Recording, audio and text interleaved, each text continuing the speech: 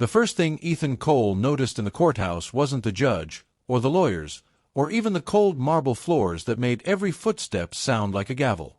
It was the way Victoria looked at him. Not angry. Not sad. Not even disappointed anymore. Just certain. Like she had already rewritten the story of his life in her head and filed it away under failure. Victoria Cole sat 2 rows ahead, perfectly composed in an ivory blazer that cost more than Ethan's monthly rent. Her blonde hair was pinned back tight, earrings catching the ceiling lights like tiny camera flashes.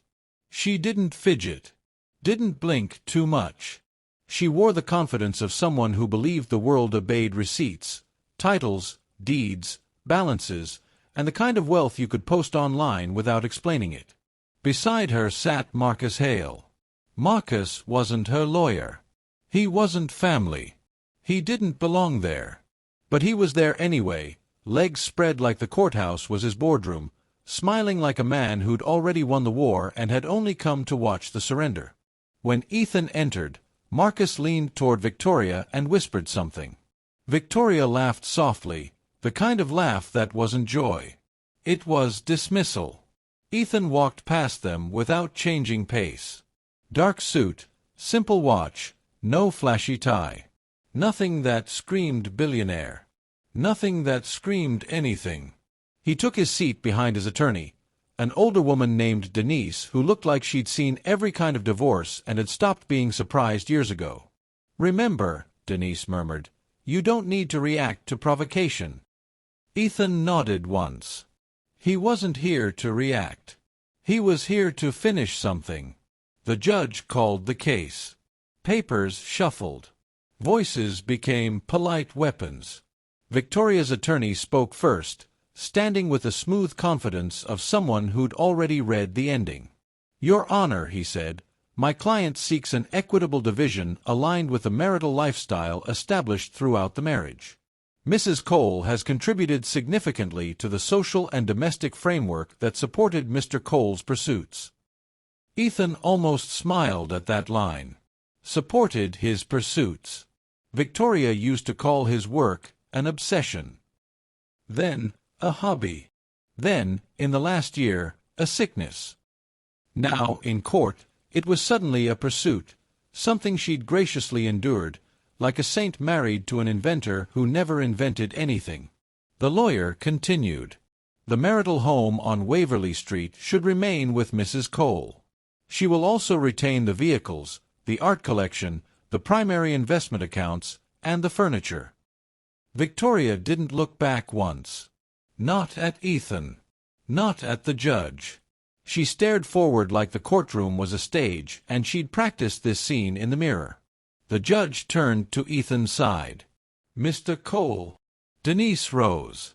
"Your Honor, my client is prepared to agree to the settlement as presented, with one clarification regarding personal property." Victoria's eyes finally flicked toward Ethan, sharp and bright with satisfaction. Ethan remained still. Denise continued. "My client requests that one item be listed explicitly as his separate personal property." Victoria's mouth twitched. "What item?" she asked before the judge could. The judge raised a hand. "Let counsel speak." Denise glanced at Ethan. He gave the smallest nod. "A toolbox," Denise said. "A metal toolbox located in the garage." Silence hit for half a second. Then Marcus Hale laughed out loud. Not a chuckle. A full, careless laugh, like the kind a man gives when he's watching someone drown and decides it's entertainment. Victoria turned in her seat slightly, eyes widening in theatrical disbelief. "A toolbox," she repeated, as if she'd misheard. "That's what he wants." Her lawyer leaned down, whispering, likely asking if she should oppose it. Victoria waved him off without looking.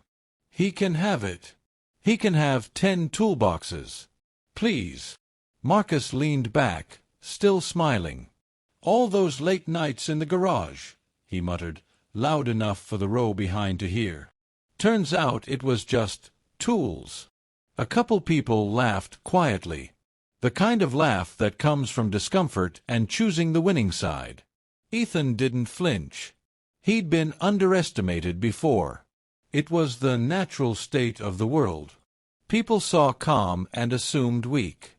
People saw quiet and assumed broke. People saw no trophies and assumed no value. Ethan had spent 7 years building something that didn't need applause. The judge looked down at the paperwork. So noted. Mr. Cole retains the toolbox as separate personal property. The remainder of the settlement stands. Denise looked at Ethan again. This was the moment most men would hesitate. This was where pride begged for a fight. Where ego screamed to stop being humiliated. Ethan simply said, "Yes, Your Honor." Victoria exhaled through her nose like he'd just confirmed every insult she'd ever thrown at him. They finalized signatures. The judge spoke the legal closing lines that ended 12 years of marriage in less than 5 minutes. Case closed. As people stood and filtered out, Victoria remained seated just long enough to make sure Ethan walked past her again. He did. Marcus took that moment to lean into the aisle, blocking Ethan's path by just an inch, enough to be intentional, not enough to be a crime. Marcus's cologne hit like expensive arrogance. "You know what's funny?" Marcus said. "You could have fought. You could have tried to keep something. But you're the same as always." Ethan looked at him calmly. "What's that?" Marcus grinned. "Invisible." Victoria stood and adjusted her blazer. She looked Ethan up and down like he was a bad investment. "You were right about one thing," she said. "You don't need much. You never did." Her eyes narrowed. "Just don't pretend this was your choice." Ethan didn't correct her, because in a way she was right. She didn't know the choice he had made. Ethan walked out into the bright California sun. The courthouse steps were crowded with people taking calls, wiping tears, making threats, calling rides. Denise caught up to him near the parking lot. "Ethan," she said, quietly urgent, "are you absolutely sure about this?" "Yes," he said. She searched his face. "You're not even taking half the accounts. You're not taking the house. You're not taking the cars. You're not taking—" "The toolbox is enough," Ethan said. Denise frowned like she wanted to argue but couldn't find the angle. "Fine. You'll get the toolbox on the handover day. You understand that, right? It stays in the garage until she signs the transfer." "I understand." Denise sighed. "I've been doing this for 30 years. Men say they're fine. Then they break down 3 months later." Ethan opened his car door. "I won't." Denise watched him, unsettled. "How can you be so calm?" Ethan sat behind the wheel, hands resting lightly at 10 and 2, like he was about to drive to work, not out of a life that had been publicly stripped from him. He looked up at her. "Because the divorce ends today." Denise blinked. "Yes, that's what we just did." Ethan's phone buzzed in his pocket. Once. He didn't reach for it. He didn't even look down. He met Denise's eyes and finished softly, "But my life starts when I pick up that toolbox." Denise stared, confused, as Ethan closed the door. He drove away without music. On the highway, the city blurred, Palo Alto's clean streets, manicured hedges, tech campuses with glass walls that reflected the sky like arrogance. Most people thought wealth announced itself. Ethan knew better.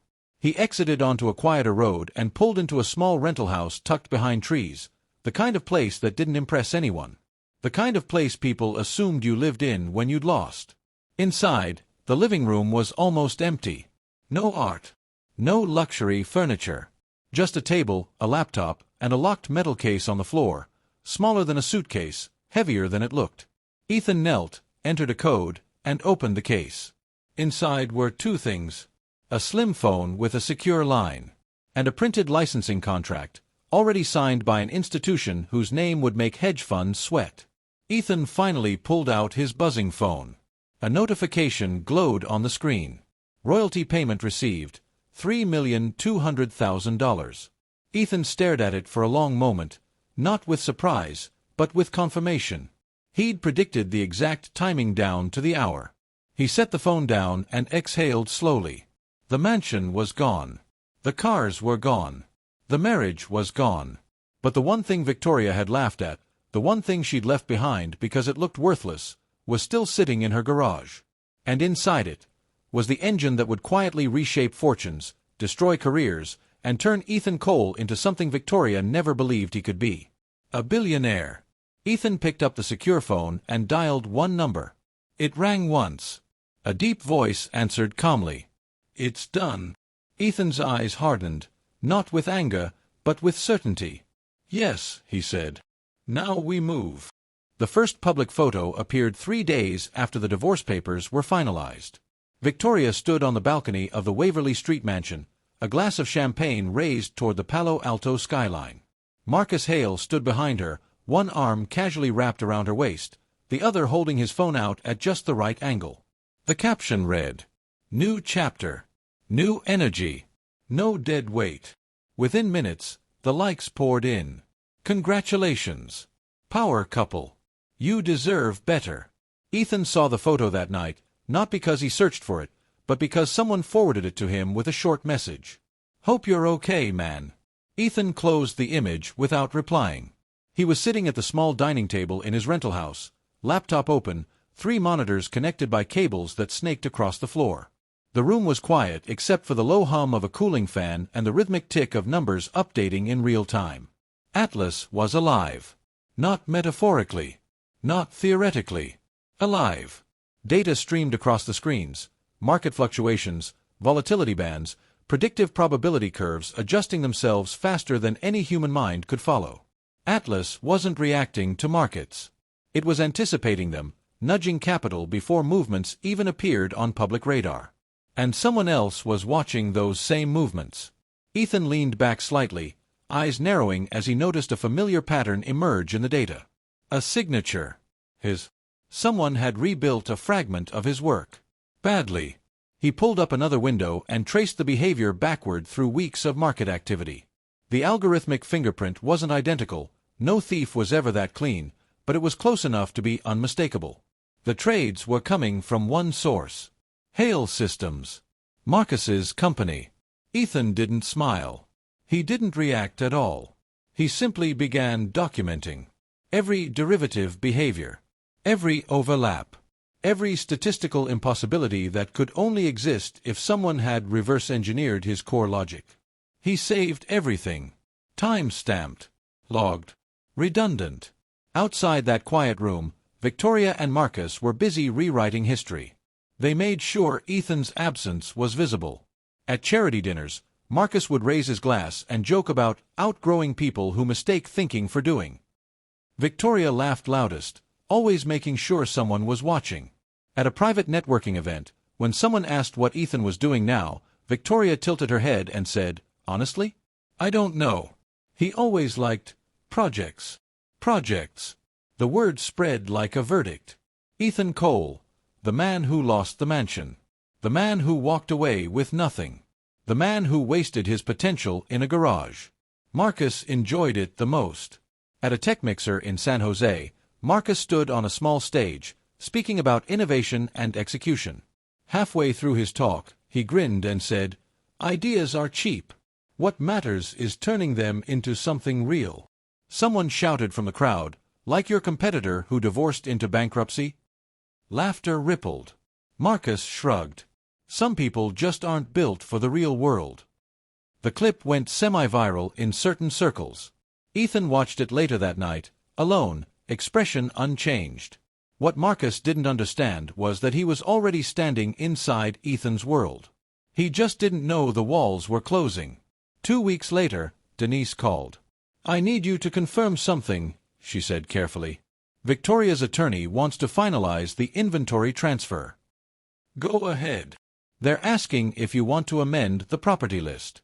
You can still contest. It's not too late." Ethan paused his screens, freezing Atlas mid-calculation. "No amendments," he said. "Ethan, the list stands." Denise hesitated. "You're absolutely sure?" "Yes." "And the toolbox?" she asked. "They want to leave it in the garage until the handover date." "You're fine with that?" Ethan's jaw tightened slightly. Yes. But make sure it's clearly listed. Serial number. Location. Condition. Denise blinked. You want to list the condition? Yes. She scribbled something down. All right. But you're being very specific. Ethan ended the call. Specificity was the difference between power and regret. That night, Atlas triggered a secondary alert.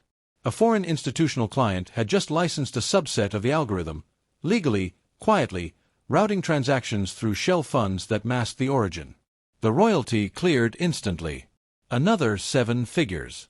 Ethan watched the confirmation come through, then pulled up Hale Systems' public financials. Marcus's company had reported record gains in the same window. Ethan exhaled slowly. Marcus wasn't just stealing. He was building his confidence on borrowed genius. The following weekend, Victoria hosted a housewarming party. Not because the house needed warming, but because victory needed witnesses. The driveway filled with luxury cars. Music spilled through open glass doors. Laughter echoed off marble floors that Ethan had once helped choose. He wasn't invited, but his name was everywhere. Can you believe he just gave it up? Someone asked. I heard he didn't even fight, said another.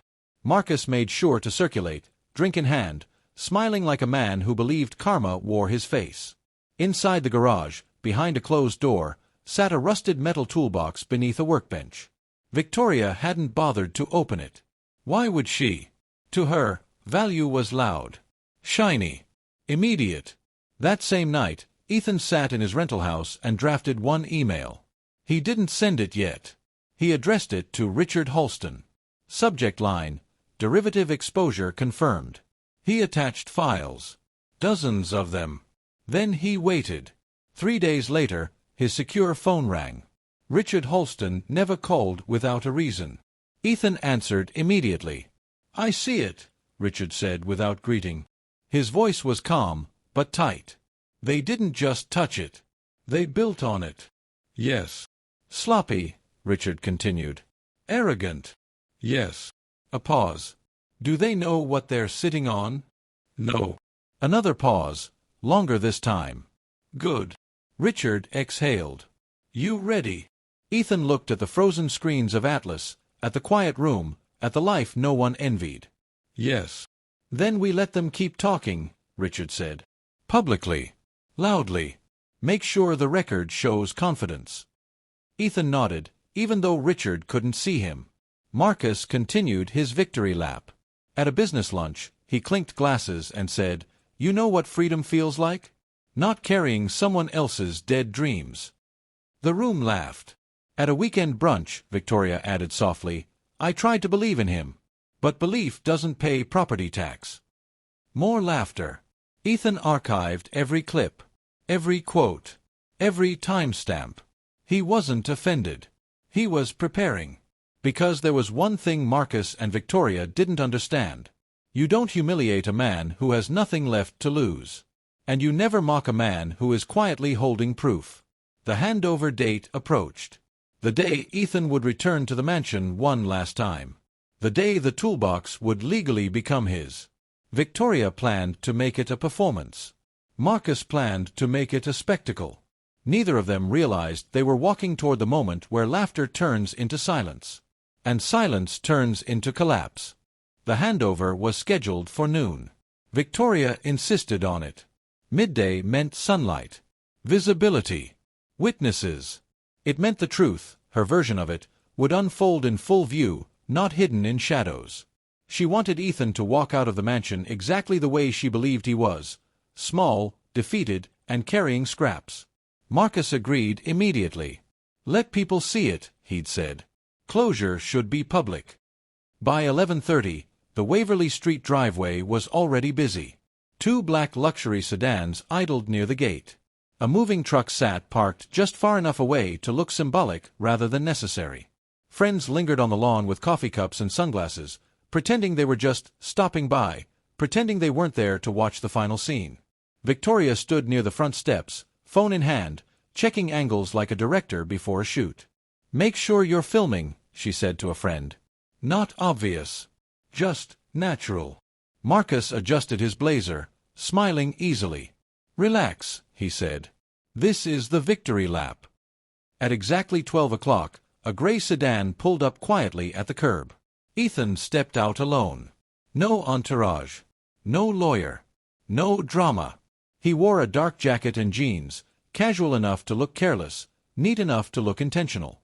In his hand was a single set of keys, the temporary access Denise had arranged so he could retrieve the toolbox. The conversations hushed as he walked toward the gate.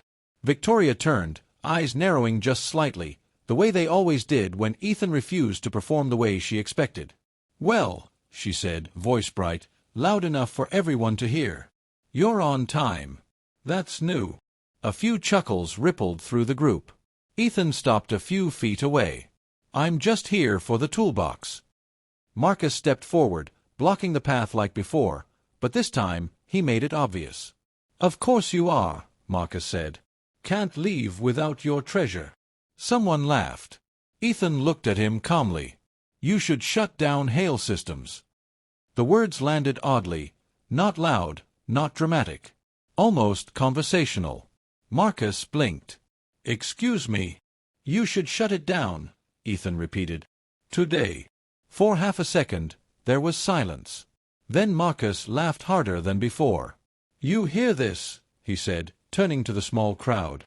"The man who walked away with a toolbox is giving business advice."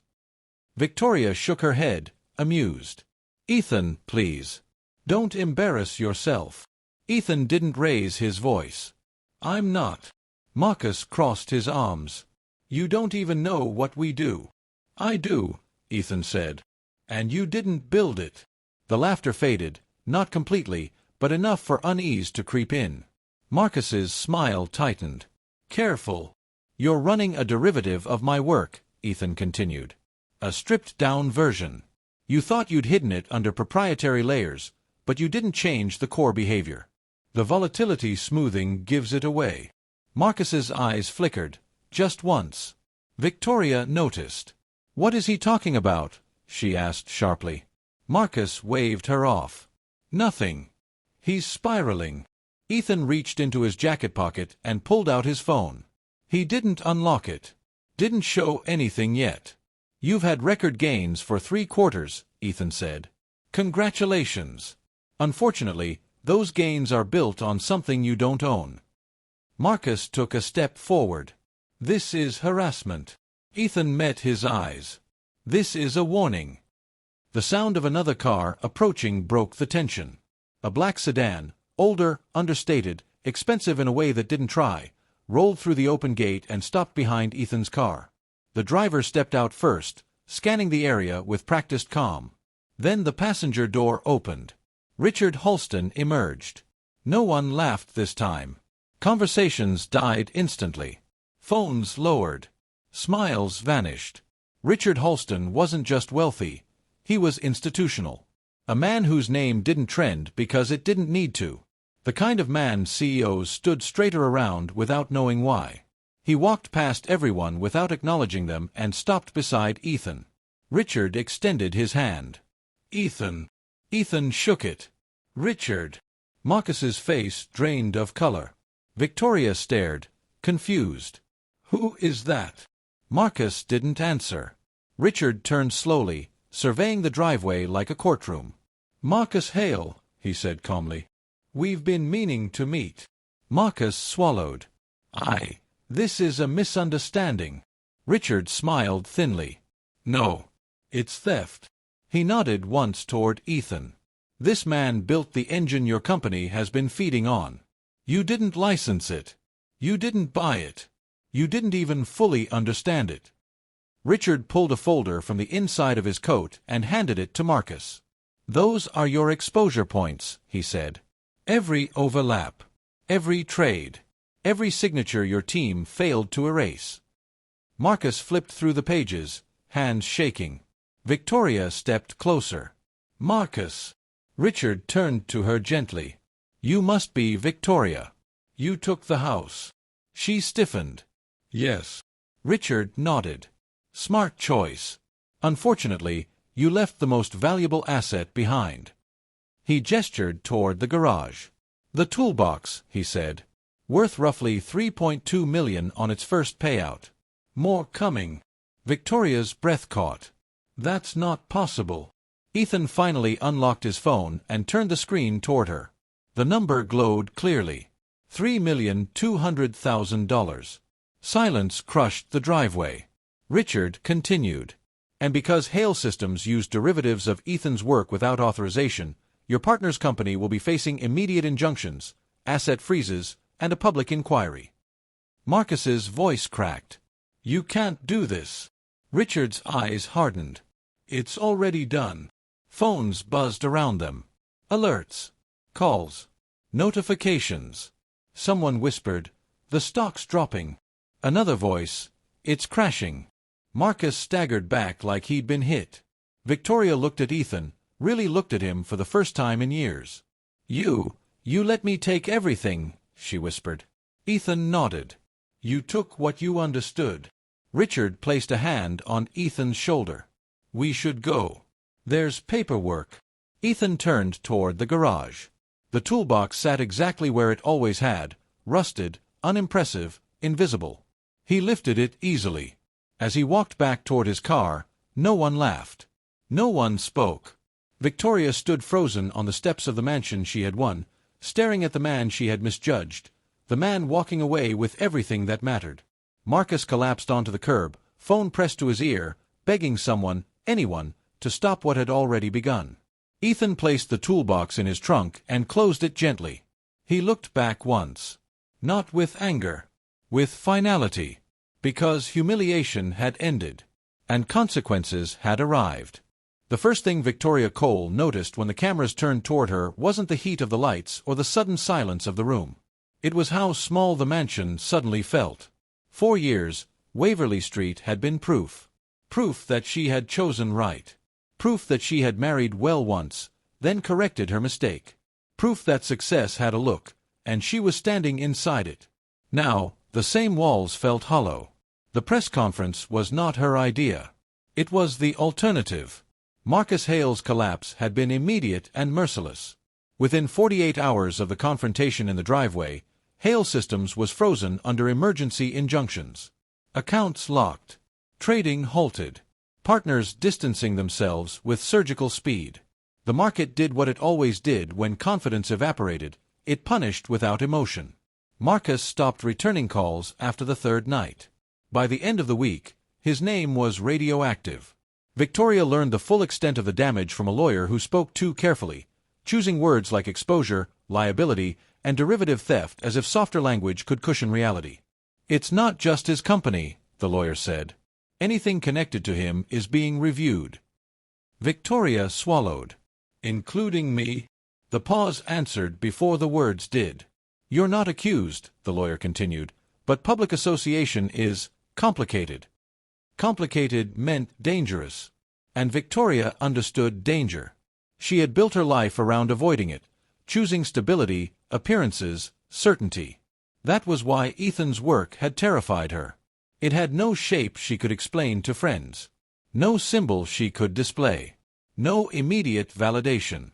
She had mistaken invisibility for emptiness. Now the world knew better. The offer came from Richard Halston's office, delivered through legal channels, wrapped in politeness sharp enough to cut. There would be no pursuit of damages against her personally. But there would be conditions. A public acknowledgement of Ethan's work. A formal apology. And a substantial donation to theoretical sciences, large enough to signal understanding, not guilt. Victoria read the letter 3 times.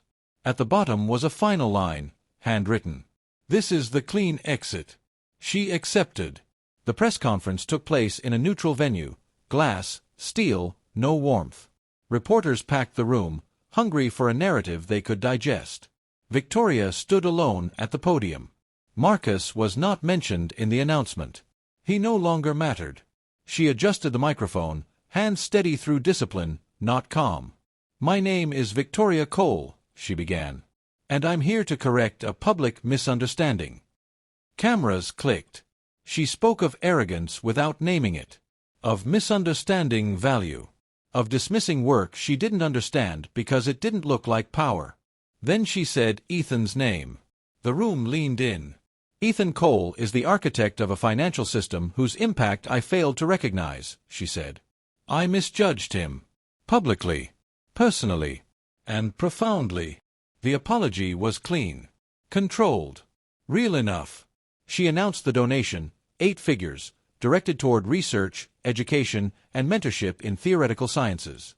"This field shapes the future," she said, "even when it doesn't announce itself." When the conference ended, Victoria stepped away from the podium knowing something irreversible had happened. She had acknowledged the one thing she'd always resisted, that she had been wrong. Across the city, Ethan Cole watched none of it. He was standing in a quiet office with floor-to-ceiling windows, not in Palo Alto, but several miles away, where the skyline blurred into something less impressive but more honest. The toolbox sat open on a work table behind him. It was no longer disguised. The server hummed steadily, cables organized, systems optimized. Atlas had evolved, expanded into licensed modules, secured infrastructures, and legal frameworks that made theft impossible without immediate detection. Ethan reviewed reports while Richard Halston spoke on speakerphone. "The fallout is contained," Richard said. "Hail systems won't recover. Their clients are already migrating." "Good. You'll be asked for interviews." "No." Richard chuckled softly. "I thought so." Ethan closed a file. "What about the foundations?" "Fully funded," Richard replied. "You'll have oversight if you want it." Ethan paused. "I want mentorship programs. Quiet ones." "Of course." They ended the call. Later that afternoon, Ethan drove past the old mansion without slowing down. The gates were closed. Curtains drawn. The house still looked impressive from the outside, but he knew now how empty it felt inside. He didn't miss it. In the months that followed, Ethan's name circulated through rooms he never entered. People spoke about him carefully, with respect, with curiosity. They described him as elusive, strategic, dangerous in the way only patient men are. But Ethan was not interested in reputation. He was interested in building. He funded research labs that never took his name. He mentored young engineers who reminded him of himself, brilliant, quiet, misunderstood. He corrected systems before they broke, redirected markets before they collapsed. His wealth grew steadily, invisibly, like gravity, and the world adjusted around him without ever fully seeing him. One evening, Ethan sat alone in his office, lights dimmed, the city humming below. He held the rusted latch of the toolbox in his hand, thumb tracing the scarred metal. It had never been about the money. Money was just confirmation. What mattered was this. Victoria had chosen what she could see. Marcus had chosen what he could steal. And Ethan had chosen what he could build. When power finally revealed itself, it wasn't loud. It didn't laugh. It didn't humiliate. It simply stood up, collected its things, and walked away, leaving everyone else to reckon with the noise they had mistaken for value. Ethan closed the toolbox, not to hide it, but because he no longer needed it to be seen. He turned off the lights and left the office quietly. The world would feel the consequences later.